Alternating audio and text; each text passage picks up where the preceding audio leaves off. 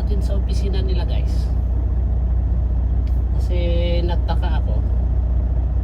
May huling pumila sa likod ko.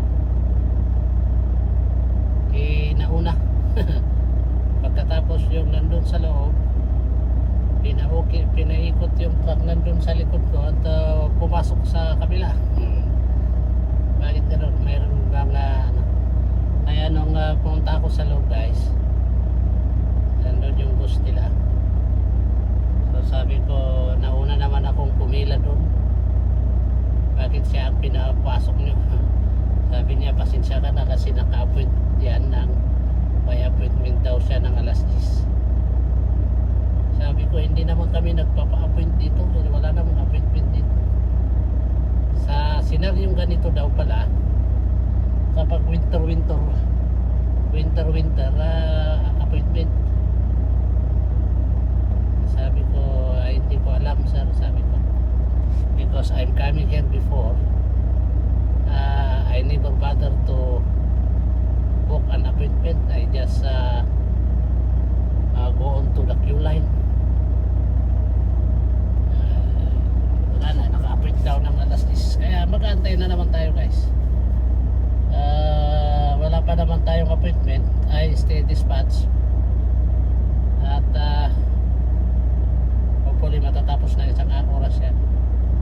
Ayaw ko sanang magpapawashing dito kasi hindi rin naman maganda yung washing dito. Kaya lang hirap kasi yata mag-washing guys.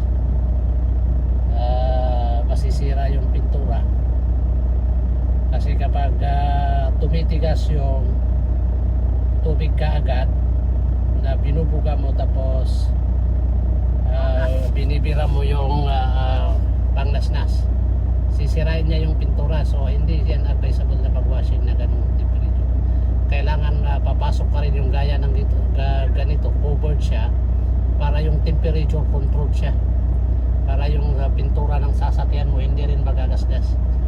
Kasi kahit truck ang mga ito guys, kapag ang mga ito kasi pintura nila parang glossy na siya. Kaya kapag palaging nagagasgas ang pintura, makikita mo yung shadow ng mga gasgas ng pintor. Kaya pag darating ng panahon, maalis yung glossy, mapapansin yung mga gasgas ng pintor. So hindi porket truck ang gamit namin, hindi kami basta-basta nagwa-washing guys. Sumusunod rin kami sa proseso. Kung gusto mong alagaan ng truck mo, talagang sundin mo ang proseso ng pag-washing. Hindi gaya ng mga iba dyan na nakikita ko guys na pinupunasan pa nila yung mga truck nila. Hindi advisable yun. Sisira ang pintura guys. Kaya mas maganda magpa-washing ka talaga.